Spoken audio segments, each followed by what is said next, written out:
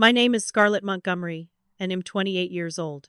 Standing in my designer wedding dress in an empty church, I stared at the text message from my mother that would shatter everything I thought I knew about family loyalty. Can't make it to your wedding, sweetheart. Bethany just got engaged and we're throwing her a surprise party. You understand, right?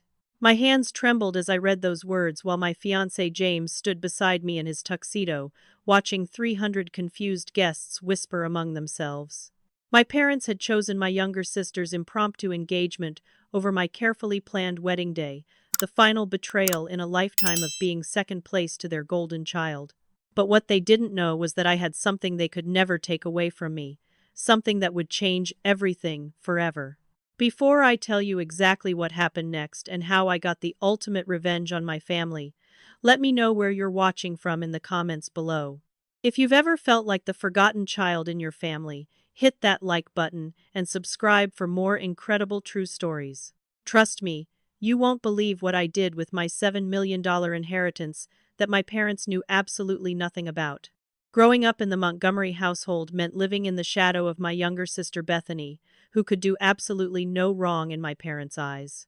While I studied relentlessly to maintain perfect grades, Bethany skated by with C averages and received the same praise I got for academic excellence. My father, Robert Montgomery, a successful real estate developer, and my mother, Patricia, a former socialite turned interior designer, had established their favoritism so early that I barely remembered a time when things were different between us. Every birthday party told the story of our family dynamic perfectly. Bethany's celebrations were elaborate affairs with themed decorations, professional photographers, and guest lists that rivaled celebrity events. When my 16th birthday arrived, my parents forgot entirely until Bethany reminded them 3 days later, resulting in a hastily assembled dinner at a chain restaurant with a store-bought cake. The pattern continued through every milestone in my life, from forgotten school plays where I starred as the lead, to missed science fair victories where I placed first in the regional competition. Despite their neglect, I poured myself into achieving everything I thought might finally earn their attention and approval. I graduated valedictorian from high school, earned a full scholarship to Harvard for my undergraduate degree, then completed my MBA with highest honors. After college, I started a tech company that developed revolutionary software for small businesses, growing it from my dorm room idea into a multi-million-dollar enterprise by age 25. My parents attended exactly 0 of these achievements, always finding reasons why Bethany's mediocre art shows or failed college attempts required their immediate attention and support instead. The most devastating example of their priorities came during my Harvard graduation ceremony. I had specifically requested that my parents attend this once-in-a-lifetime milestone, even offering to pay for their flights and hotel accommodations. The morning of graduation, they called to inform me that Bethany had decided to display her amateur paintings at a local coffee shop and needed their emotional support for this crucial career moment. I walked across that stage to receive my MBA alone, watching other families celebrate, while mine chose to attend an art show that lasted 2 hours and sold exactly 0 paintings. What my family never knew was that my beloved grandmother had left me her entire estate when she passed away 2 years earlier, including a stunning $7 million oceanfront property in Malibu that had been in our family for generations. Grandmother Sarah had watched the family dynamics for decades and made her decision accordingly, leaving everything to the granddaughter who visited her weekly rather than the one who only appeared when she needed money. The inheritance included not just the main estate with its sprawling mansion and private beach access, but also a productive vineyard, guest houses, and investment accounts that generated substantial monthly income. I had kept this inheritance completely secret from my parents and Bethany, instinctively knowing they would find ways to manipulate or guilt me into sharing what grandmother had specifically intended for me alone. The legal documents were crystal clear about grandmother's wishes, and she had even included a personal letter explaining her decision to bypass my parents entirely due to their treatment of me throughout my childhood and young adulthood. When James proposed to me 6 months ago, I thought perhaps this wedding might finally be the moment my parents would prioritize my happiness and show genuine excitement for my future. We had been dating for 3 years after meeting at a business conference, and his warmth, intelligence, and unwavering support had shown me what real love looked like after years of conditional family affection. He came from a close-knit family who welcomed me immediately, treating me with the kindness and respect I had craved my entire life from my own parents. The wedding planning process revealed just how deep my parents' favoritism ran, even during what should have been my special time. Every decision became a battlefield where they insisted on prioritizing Bethany's opinions over my own preferences as the bride. When I chose elegant white roses for my bouquet, my mother suggested baby pink peonies because they were Bethany's favorite flowers. My carefully selected vintage lace wedding dress was criticized as too old-fashioned while they gushed over a magazine photo of a modern gown that Bethany said she would choose for her own future wedding. The final insult came when they insisted that Bethany serve as my maid of honor despite our strained relationship and her obvious resentment of my engagement. She had been single for 2 years after her last relationship ended badly, and her jealousy over my happiness was palpable during every wedding-related gathering. But my parents insisted that family tradition required sisters to honor each other in this way, conveniently forgetting that Bethany had specifically excluded me from her high school graduation party years earlier. The morning of my wedding dawned crisp and clear, with sunshine streaming through the bridal suite windows of the historic church where James and I had dreamed of saying our vows. I woke up feeling genuinely excited for the first time in months, ready to marry the man who loved me unconditionally and start our new life together, away from my family's toxic dynamics. My bridesmaids arrived early to help with hair and makeup, and the atmosphere felt celebratory and warm as we prepared for the ceremony that would begin at 2 in the afternoon. Bethany arrived nearly 2 hours late to the bridal preparations, claiming she had overslept and apologizing profusely while acting strangely secretive and distracted. She kept checking her phone every few minutes and giggling at text messages, which seemed inappropriate given the solemn nature of the wedding day preparations. When I asked if everything was all right, she brushed off my concerns and insisted she was just excited to celebrate my big day, though her behavior suggested otherwise. Around noon, as I was having final alterations made to my dress, my mother called with what she described as an urgent family emergency, requiring immediate attention. Her voice carried an excitement that seemed wildly inappropriate for any genuine crisis, and she insisted that everyone needed to gather for an important family meeting before the ceremony could proceed. The wedding coordinator looked confused by this unusual request, as most families avoided any dramatic discussions on the actual wedding day. When my parents and Bethany arrived at the church, the truth exploded like a bomb in the peaceful bridal suite. Bethany announced with barely contained glee that Derek Patterson, my college boyfriend from 7 years ago, had proposed to her the night before during what she described as the most romantic evening of her life. She flashed an enormous diamond ring while describing how Derek had realized she was his true soulmate after all these years of dating other people unsuccessfully. The timing of this announcement, mere hours before my own wedding ceremony, felt like a calculated attack designed to steal attention from my special day. But my parents' reaction revealed the true devastating nature of this betrayal. Instead of asking Bethany to save this news for after my wedding, they immediately shifted into celebration mode, gushing over the ring and demanding to hear every detail of the proposal story. My father actually said the words that would haunt me forever. Weddings happen all the time, but true love like this is extraordinarily rare and deserves our immediate celebration. My mother, master manipulator that she was, turned to me with crocodile tears in her eyes and said, "Surely you would want to celebrate your sister's incredible happiness on such a meaningful day. Family should always come first, and this is such a special moment for all of us to share together." The implication was clear that any objection to their impromptu engagement party would mark me as selfish and unsupportive of my sister's joy. As my parents and Bethany made plans to leave for an immediate engagement celebration at our family home, Jame's family began arriving at the church to find chaos and confusion instead of a wedding ceremony.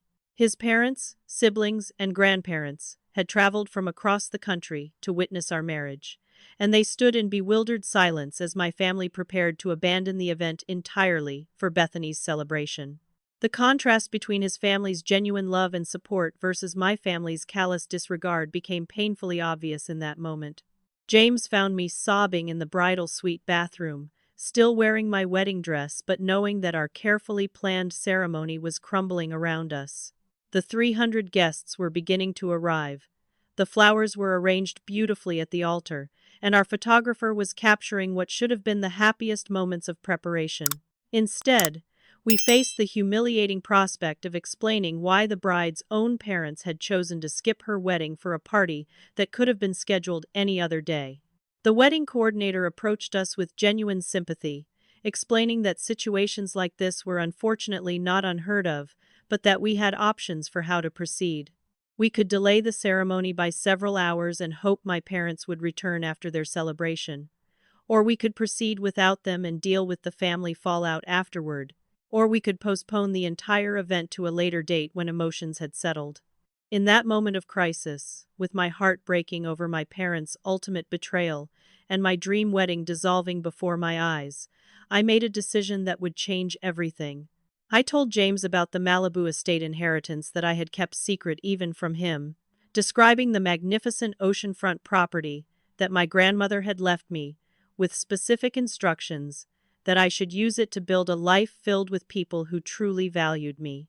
His face lit up with amazement and love as I suggested we transform this disaster into something beautiful by moving our wedding to a location where we would be surrounded only by people who genuinely wanted to celebrate our love. The revelation about my inheritance hit the room like a thunderbolt, transforming the atmosphere from devastation to amazement as I described the sprawling Malibu estate that my grandmother had secretly left me. James stared at me in wonder, not because of the monetary value, but because he realized how much strength it had taken for me to keep this secret while enduring years of family manipulation and disrespect. Our wedding party listened in fascination as I described the oceanfront mansion with its panoramic views, the private beach where we could hold an intimate ceremony, and the vineyard where we could celebrate with people who truly loved us. The estate encompassed 15 acres of prime Malibu coastline, featuring a main residence with 8 bedrooms, a chef's kitchen, and floor-to-ceiling windows overlooking the Pacific Ocean. The property included 2 guest houses for visiting family and friends, a wine cellar stocked with vintages from our own vineyard, and gardens maintained by a professional landscaping team. Most importantly, it offered complete privacy and security, allowing us to create the wedding celebration we had always envisioned, without the drama and manipulation that had plagued our church ceremony planning.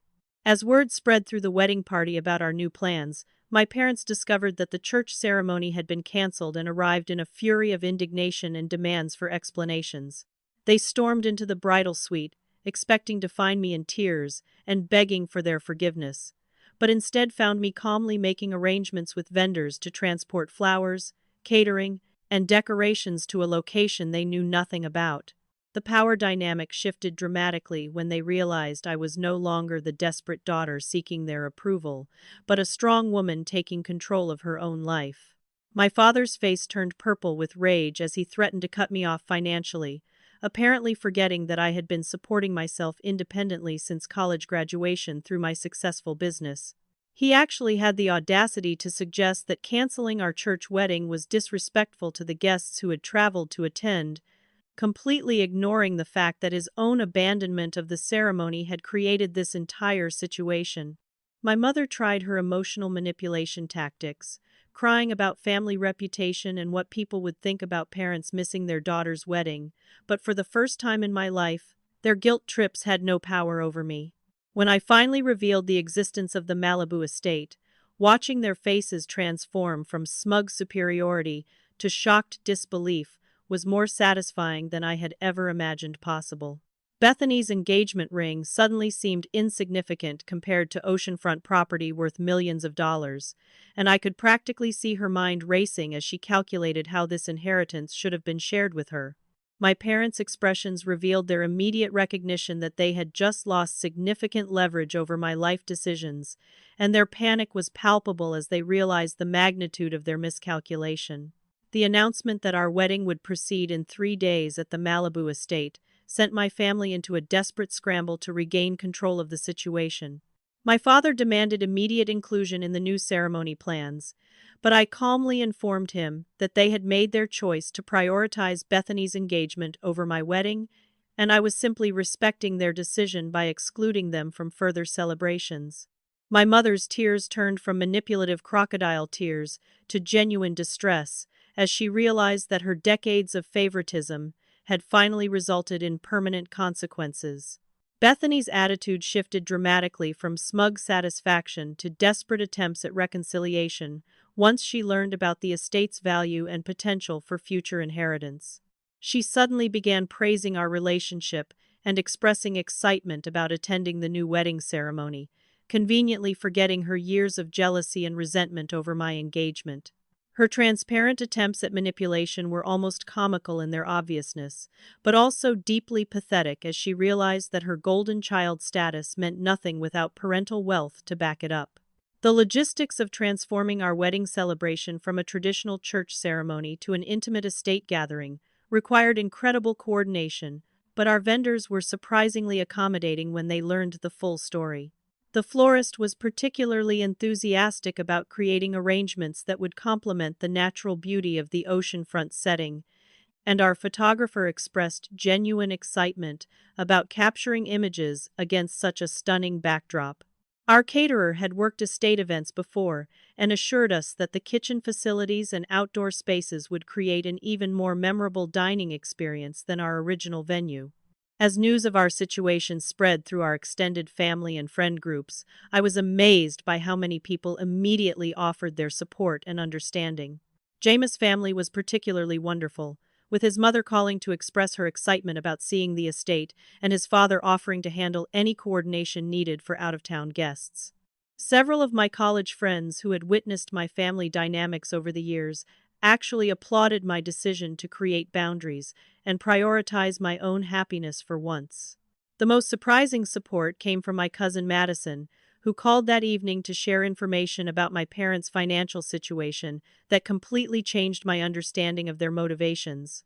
She revealed that she had been growing increasingly uncomfortable with conversations she had overheard about my inheritance and their assumptions about eventually gaining access to grandmother's wealth through me. This conversation opened my eyes to the possibility that their favoritism toward Bethany might be part of a longer-term financial strategy, rather than simple emotional preference. The morning of our Malibu estate wedding arrived with the kind of perfect California sunshine that photographers dream about, casting golden light across the properties, manicured gardens, and sparkling ocean views. Our vendors had worked miracles over the past 3 days, transforming the estate's natural beauty into a wedding wonderland that exceeded even our most optimistic expectations. White silk drapes fluttered in the ocean breeze, while thousands of white roses and baby's breath created elegant arrangements that complemented rather than competed with the stunning natural backdrop. Our guest list had naturally refined itself to include only the people who truly supported our relationship and understood the family dynamics that had led to this unconventional celebration. Jameis' entire extended family had made the trip from various states, treating the event like a wonderful vacation while expressing genuine joy about our marriage. My closest friends from college and business associates filled the guest houses and nearby hotels, creating an atmosphere of celebration and support that felt completely different from the tense energy that had surrounded our original church wedding plans. The ceremony set up on the private beach was breathtakingly beautiful, with a simple white arch framing the endless ocean horizon, while elegant seating faced the altar where James and I would finally exchange the vows we had written for each other. The sound of waves provided natural music, while seagulls circled overhead, and the complete privacy of our location allowed us to focus entirely on the meaning of our commitment, rather than worrying about family drama or social expectations. As guests began arriving for the 4 o'clock ceremony, I felt genuinely peaceful for the first time in months, knowing that everyone present was there because they genuinely wanted to celebrate our love story. The contrast with our original wedding day was striking, as laughter and happy conversations filled the air instead of the tension and confusion that had characterized the church preparations. James looked incredibly handsome in his tuxedo as he greeted guests and thanked them for making the journey to share this special day with us. However, our peaceful celebration was interrupted when the estate's security team contacted me to report that my parents and Bethany had arrived at the front gates, demanding entry and claiming family rights to attend the wedding. I had specifically hired professional security for exactly this possibility, knowing that my family's sense of entitlement would likely compel them to attempt crashing our private ceremony. The head of security explained that they were making quite a scene, with my father threatening legal action and my mother crying dramatically while neighbors and passers-by stopped to watch the spectacle. I instructed security to firmly but politely turn them away, explaining that this was a private event and they were not on the guest list. The irony of the situation was not lost on me, as they had chosen to prioritize Bethany's engagement party over my original wedding, but now suddenly felt entitled to attend the replacement ceremony that they had forced me to create. Their sense of entitlement was both astounding and predictable, perfectly encapsulating the family dynamics that had led to this moment. Within hours of being turned away from the estate, Bethany launched a vicious social media campaign designed to paint herself as the victim of my supposed cruelty and selfishness.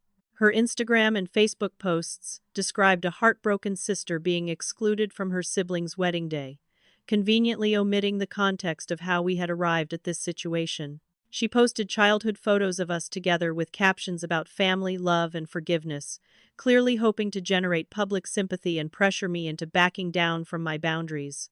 Our wedding ceremony proceeded exactly as we had hoped, with James and I exchanging heartfelt vows while surrounded by people who genuinely loved and supported us. I wore a different dress for this ceremony, a flowing bohemian style that felt more authentic to who I was rather than the formal gown I had chosen to please my parents' expectations. James cried when I promised to prioritize our relationship over anyone who tried to manipulate or divide us, understanding that this commitment represented healing from years of family trauma. The reception on the beach was magical, with string lights creating a romantic glow as the sun set over the Pacific Ocean, while our guests danced on the sand and celebrated late into the evening. The food was incredible, the music was perfect, and the atmosphere was filled with genuine joy, rather than the obligatory politeness that characterizes so many family weddings. Several guests commented that they had never attended such an authentic and happy wedding celebration, which validated our decision to prioritize genuine connection over family expectations. The morning after our wedding, however, brought a harsh return to reality when legal papers were served, claiming that my parents intended to contest grandmother's will based on allegations of undue influence and mental incompetence. The timing of this legal attack, immediately following my wedding day, revealed the vindictive nature of their response to being excluded from the ceremony. My mother's tears and father's threats had apparently been replaced by calculated legal warfare designed to seize the inheritance that had allowed me to create independence from their manipulation. The legal documents alleged that I had manipulated my elderly grandmother into leaving me the estate by isolating her from other family members and taking advantage of her declining mental state.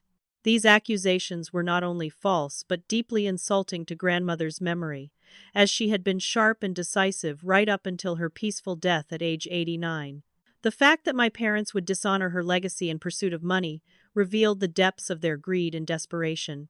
Bethany recruited several aunts and cousins to pressure me into making peace with the family and dropping my selfish boundaries around the inheritance and wedding decisions. These flying monkey attacks came in the form of phone calls, text messages, and social media comments, suggesting that I was tearing the family apart over money and wounded pride. However, I was surprised to discover that not all extended family members supported my parents' version of events, as several had witnessed the favoritism and manipulation over the years. My greatest ally emerged unexpectedly when my cousin Madison called to share crucial information about my parents' financial situation that explained their desperate behavior. Madison worked as a bookkeeper for several family businesses and had access to financial information that revealed the true scope of my parents' financial problems. According to her research, they had been counting on eventually inheriting grandmother's estate to solve their mounting debt problems, and my inheritance had completely destroyed their retirement planning assumptions. The legal battle over my inheritance intensified quickly as my parents hired an aggressive attorney who specialized in contesting wills and claimed to have experience overturning suspicious inheritance decisions. Their lawyer immediately filed for a temporary injunction to freeze all estate assets while the case proceeded, arguing that I might liquidate or hide valuable property before their claims could be properly investigated. The legal fees alone would have bankrupted most families, but my parents seemed confident they could finance this expensive litigation, despite Madison's revelations about their precarious financial situation. Bethany amplified her social media campaign, with increasingly dramatic posts about family betrayal and sibling cruelty, sharing carefully edited childhood photos with captions designed to generate maximum sympathy from friends and extended family. Her posts painted a picture of a loving sister being cruelly shut out by a greedy sibling who had stolen the family inheritance through manipulation of a vulnerable elderly woman. The comments sections filled with supportive messages from people who knew nothing about our actual family dynamics or the years of favoritism and neglect that had led to this situation. As the legal proceedings progressed, my attorney launched a comprehensive investigation into my parents' finances that revealed shocking information about their true financial state and spending habits over the past decade. Discovery documents showed that they had accumulated massive credit card debt, taken multiple loans against their business, and were months behind on property taxes for their own home. Most damaging was evidence that they had been systematically draining accounts that were meant to fund Bethany's future wedding, using that money instead to maintain their lavish lifestyle and cover mounting business losses. The financial investigation also revealed that my parents had counted on inheriting grandmother's estate as their primary retirement planning strategy, having failed to save adequately for their golden years despite decades of high income from my father's real estate business. Bank records showed frantic communications with financial advisors immediately after grandmother's death, followed by shocked silence when they learned that the entire estate had been left to me instead of being divided among the family, as they had apparently assumed. My second crucial ally appeared when Uncle Harrison, my father's brother who served as the family's accountant, contacted my attorney with evidence of potential embezzlement and tax evasion that painted my parents' desperation in an even more serious light.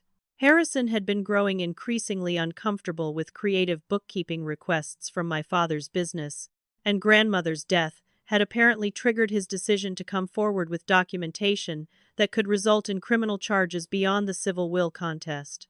The most devastating revelation came when Harrison provided records, showing that gifts intended for me over the years had been systematically redirected to fund Bethany's lifestyle and education expenses. Money that grandparents had specifically designated for my college fund had been used to pay for Bethany's private art classes, expensive vacations, and even her car insurance and credit card payments. This financial manipulation had been going on for over a decade, representing tens of thousands of dollars that should have supported my education and early career.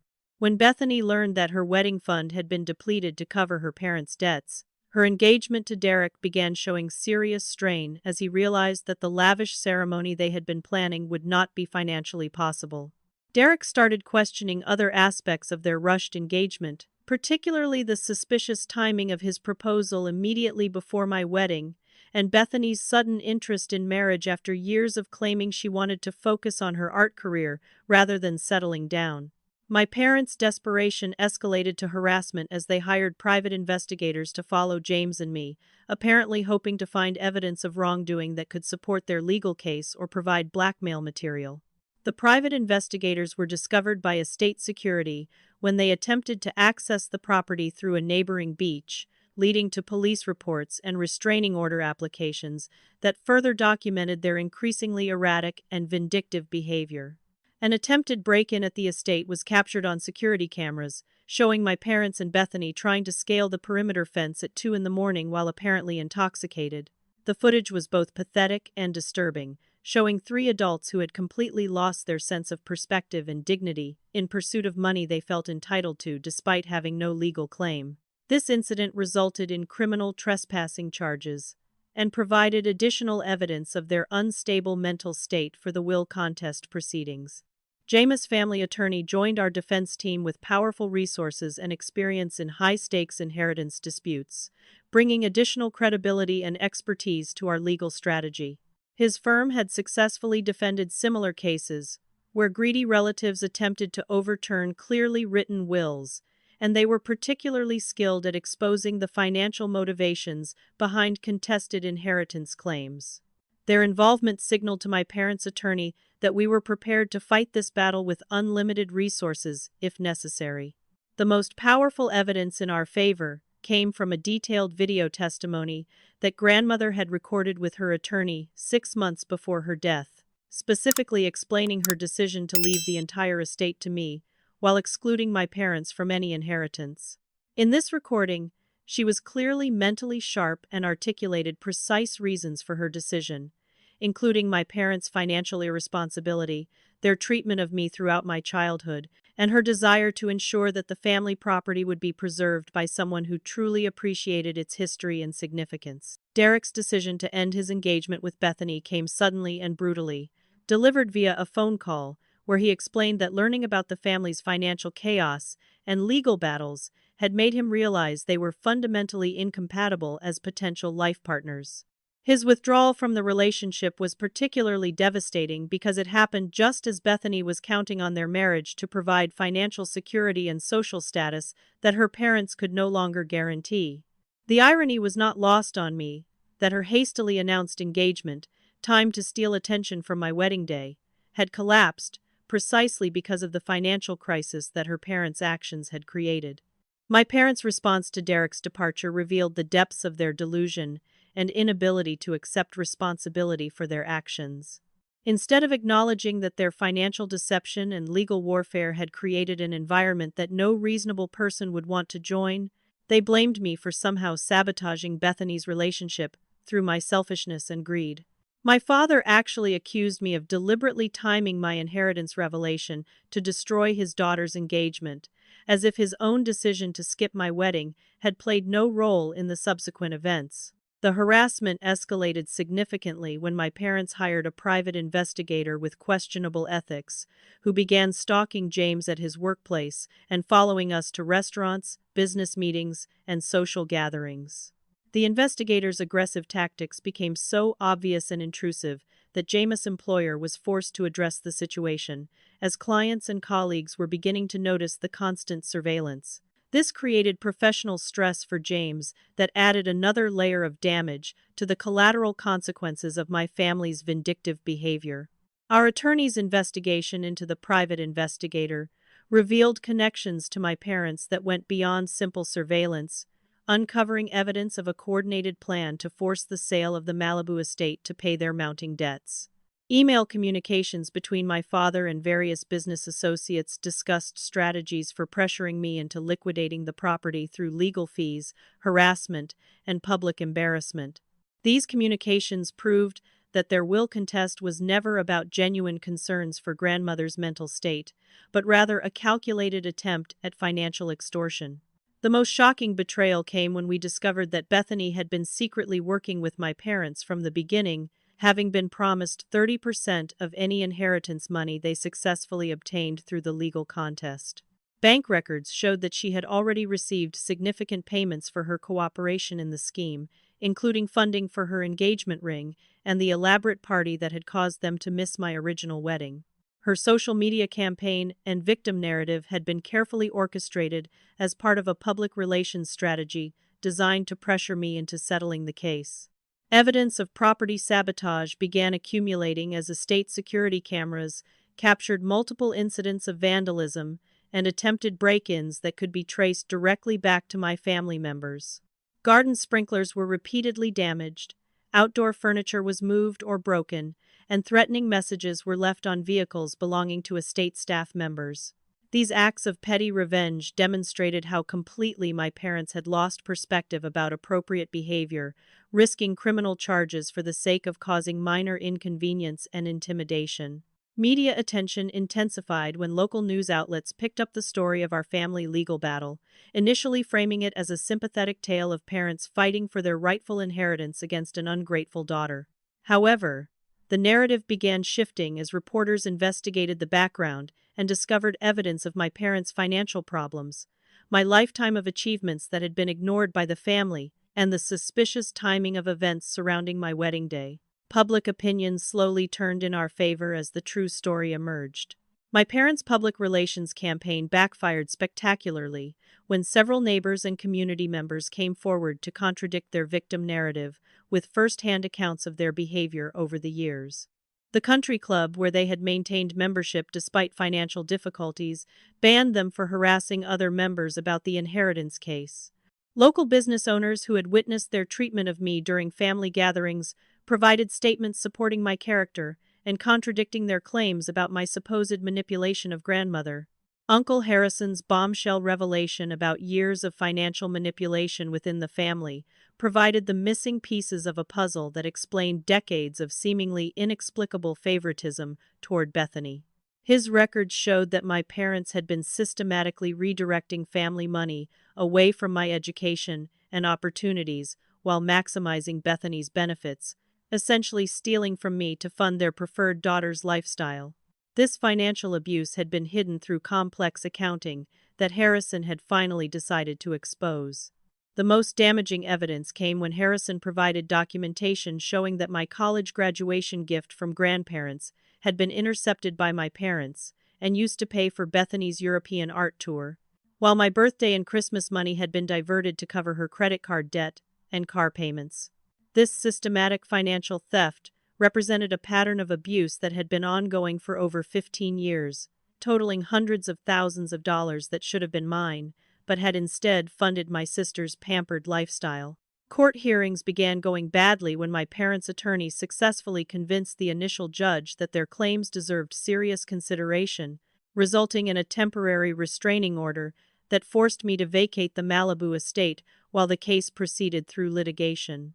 The court's decision was based on preliminary evidence that had been presented without full context, and the judge seemed influenced by my parents' presentation of themselves as concerned family members rather than financial predators pursuing a calculated scheme.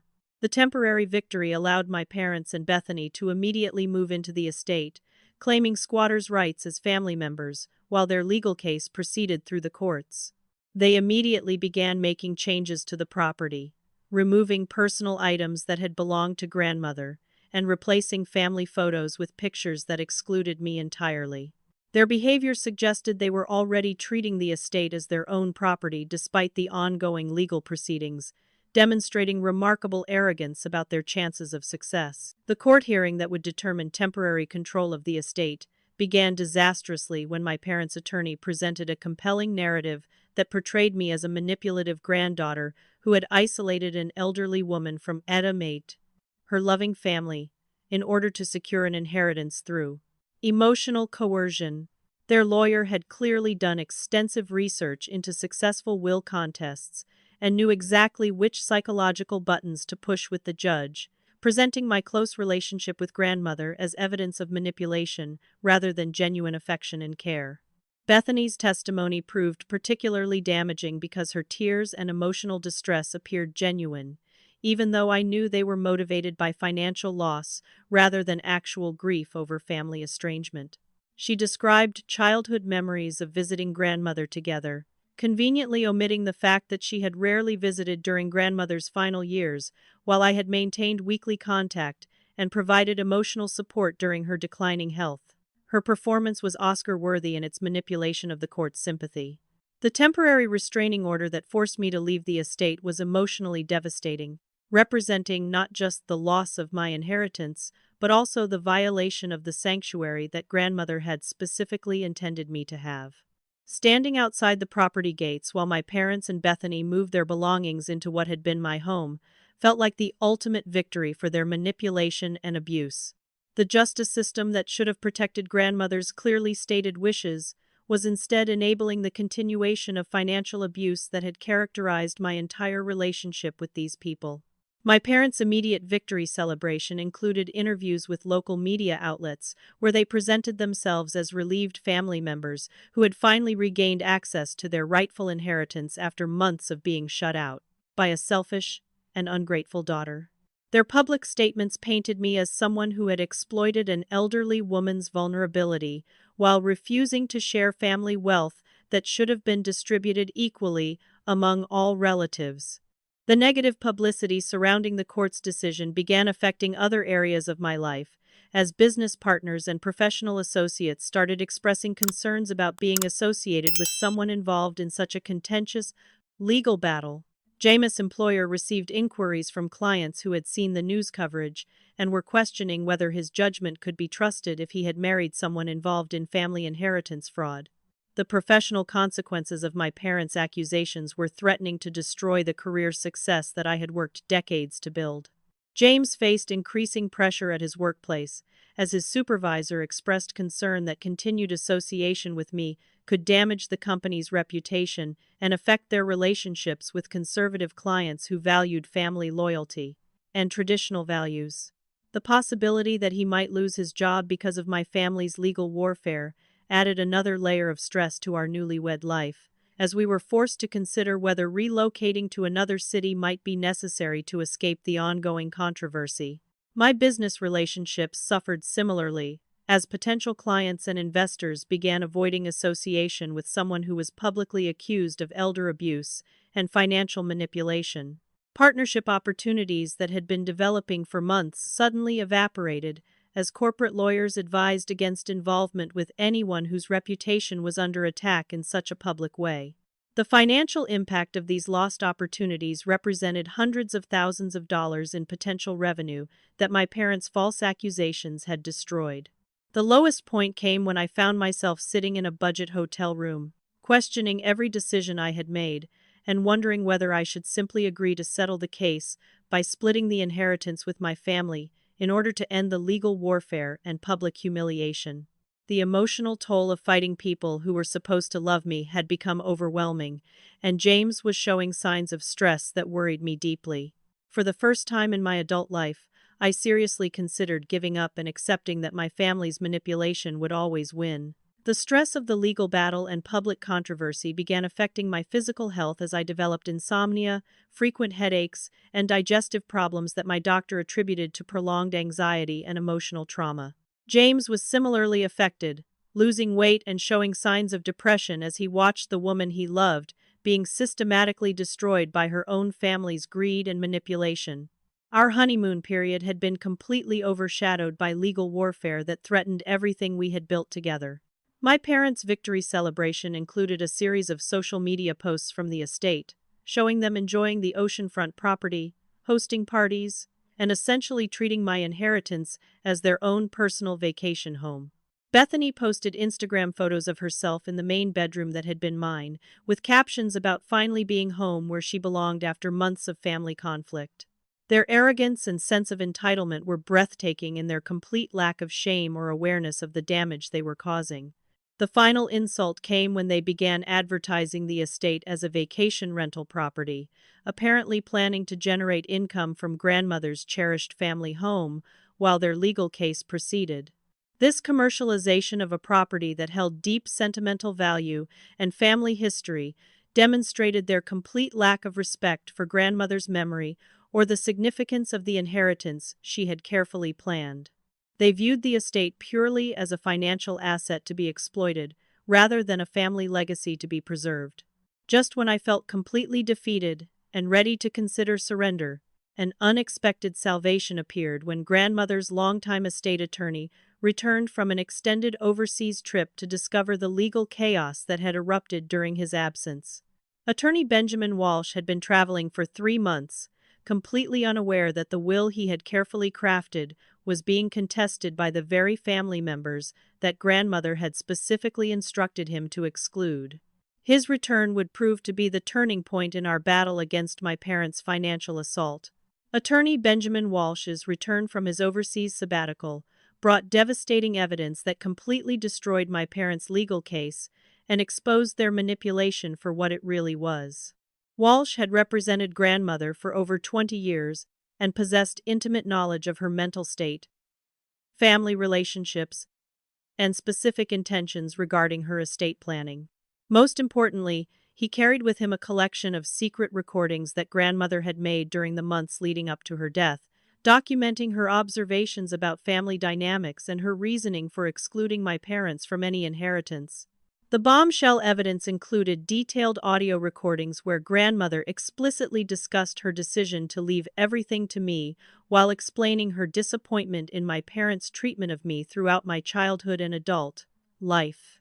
In these recordings, her voice was clear and decisive as she described witnessing years of favoritism, emotional manipulation, and financial abuse that had convinced her that my parents were unfit to inherit family property.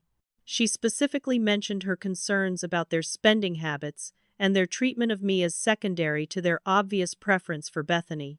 Even more damaging to my parents' case was Walsh's discovery of forged documents that my father had apparently created in an attempt to demonstrate that grandmother had promised to divide the estate equally among all family members.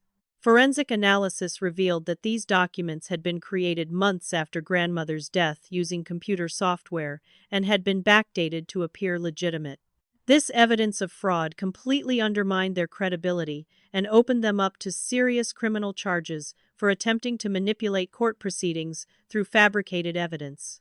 The FBI became involved when Walsh reported the forged documents and evidence of wire fraud related to my parents' attempts to manipulate financial institutions by claiming authority over estate accounts. Federal investigators moved quickly to freeze my parents' assets and launch a comprehensive investigation into their financial activities, discovering a pattern of fraud and deception that extended far beyond the inheritance case. Bank records showed suspicious transactions and unauthorized account access that constituted multiple federal crimes. The media narrative shifted dramatically as news outlets began reporting on the criminal investigation and the discovery of forged documents in the inheritance case. My parents, who had been portraying themselves as victims of an ungrateful daughter, suddenly found themselves facing potential prison sentences for fraud and elder abuse. Local news stations that had initially supported their victim narrative now covered their arrests and the mounting evidence of their deception and manipulation. Bethany's panic was immediate and obvious when she realized that her participation in the scheme could result in serious criminal charges and potential imprisonment. Her social media accounts went silent, as her attorney advised her to avoid any public statements that could be used against her in criminal proceedings. The confident victim persona that she had maintained throughout the inheritance dispute crumbled completely as she faced the reality that her cooperation with the fraudulent scheme had made her an accessory to federal crimes. Derek's decision to publicly distance himself from the entire family became a smart choice when the criminal investigation expanded to include anyone who had benefited from the fraudulent activities. His public statement, expressing shock and disappointment about the allegations, helped protect his reputation while making it clear that he had ended the engagement before learning about any illegal activities. His withdrawal from the relationship probably saved him from becoming entangled in the criminal investigation.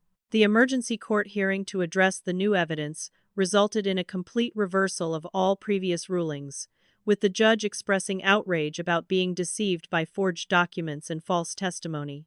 My parents' attorney withdrew from the case immediately after the fraud was exposed, apparently having been deceived along with the court about the legitimacy of their claims. The temporary restraining order was lifted immediately, and I was restored to full ownership of the estate, along with court orders protecting me from further harassment. My parents' assets were frozen pending the outcome of the criminal investigation, leaving them unable to pay legal fees, maintain their lifestyle, or continue their harassment campaign against me.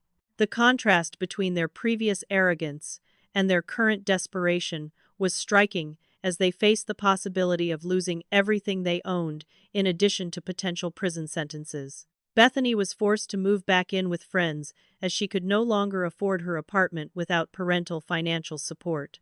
The broader community rallied around me as the truth about my parents' deception became public knowledge, with neighbors, business associates, and extended family members expressing shock and support. Many people came forward to share their own experiences of my parents' manipulative behavior over the years, creating a comprehensive picture of a pattern of abuse and deception that had been hidden from public view. The revelation that they had systematically stolen money intended for my education and opportunities, particularly outraged people who had witnessed their favoritism toward Bethany. Extended family members who had been pressured into supporting my parents' version of events began reaching out to apologize and expressed their support for my position.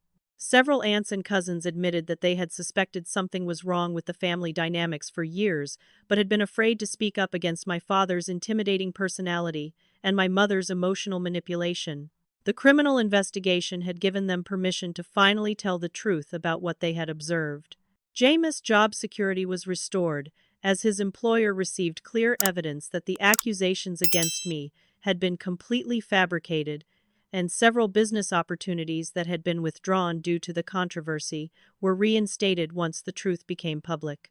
The professional damage that my parents' false accusations had caused was largely repaired, though the emotional toll of the experience would take much longer to heal. Our marriage had survived its first major crisis and emerged stronger because of our mutual support during the darkest period. The months following my parents' arrests and the resolution of the inheritance case brought a profound sense of peace that I had never experienced before in my relationship with family. James and I were able to finally enjoy our newlywed life at the Malibu estate without the constant threat of harassment, legal warfare, or family manipulation. The property became our sanctuary, where we could heal from the trauma of the past year while building the loving partnership that we had always envisioned for our marriage. Our decision to transform the estate into an exclusive wedding venue allowed us to share the property's beauty with other couples while generating income that honored grandmother's intention for the property to remain productive and meaningful. The venue became particularly popular with couples who had faced family challenges or wanted intimate ceremonies, surrounded only by people who genuinely supported their love. Each wedding we hosted felt like a celebration of authentic love triumphing over family manipulation and social expectations. The healing process required extensive therapy to address the decades of emotional abuse, gaslighting, and manipulation that I had endured from my parents, while believing that their treatment was somehow normal or deserved. Working with a specialist in family trauma helped me understand how their systematic favoritism toward Bethany had shaped my self-worth and decision-making patterns throughout my adult life. James participated in couples counseling that strengthened our communication and mutual support while processing the stress of our first year of marriage. Gradually, I began rebuilding relationships with extended family members who had been caught in the middle of my parents' manipulation but were genuinely good people who cared about me. Several aunts and cousins became important parts of our chosen family, providing the supportive relationships that I had always craved but never received from my immediate family. These relationships taught me what healthy family dynamics actually looked like and helped me develop better boundaries in all my personal relationships. The decision to maintain complete no contact with my parents and Bethany was difficult but necessary for my mental health and the stability of my marriage. Their final attempts at reconciliation before their criminal sentencing felt like more manipulation rather than genuine remorse, as they continued to blame me for the consequences of their own choices. Setting this boundary allowed me to finally experience life without constantly waiting for the next crisis or manipulation attempt. My business flourished once the false accusations were publicly disproven, and my reputation was restored within the professional community. Several new partnerships and investment opportunities emerged as people who had witnessed my resilience during the family crisis expressed admiration for my strength and integrity under pressure. The experience had actually enhanced my professional credibility in some ways, as clients and partners saw firsthand how I handled adversity with grace and determination. The estate wedding venue became more successful than we had anticipated, with couples booking ceremonies 2 years in advance and requesting specifically to work with us because of our story of overcoming family manipulation to create authentic love. Many of our clients had faced similar family challenges and found inspiration in our journey from crisis to happiness. The business allowed us to meet wonderful people while creating positive memories in a place that had once been associated with conflict and trauma.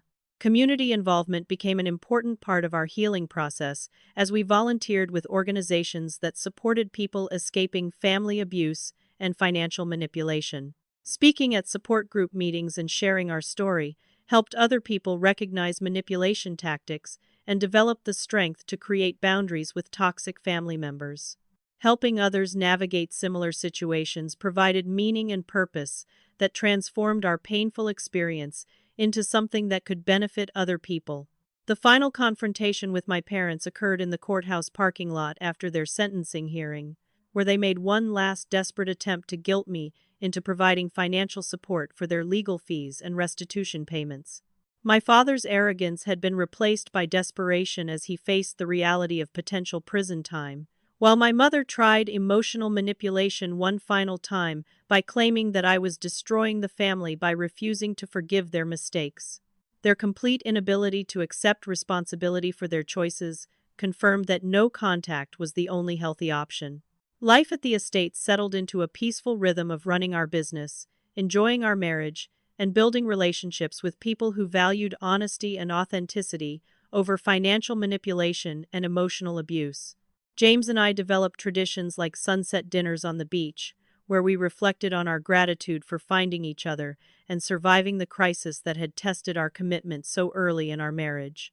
The property that grandmother had intended as my sanctuary had indeed become exactly that. The wisdom I gained from this experience centered around understanding that family is not defined by blood relationships but rather by the people who consistently show love, support, and respect through their actions. Jameis' family had welcomed me with genuine warmth from our first meeting, while my biological family had spent decades demonstrating that their love was conditional on my willingness to accept their manipulation and abuse. Choosing to prioritize the relationships that truly nourished me was the healthiest decision I had ever made. My final reflection on this journey is that true victory is not about revenge against people who have hurt you, but rather about building authentic happiness with people who genuinely value you. The $7 million inheritance was certainly life-changing, but the real treasure was discovering my own worth and developing the strength to demand respect in all my relationships. James and I built a beautiful life together, surrounded by people who celebrated our love rather than trying to manipulate or diminish it.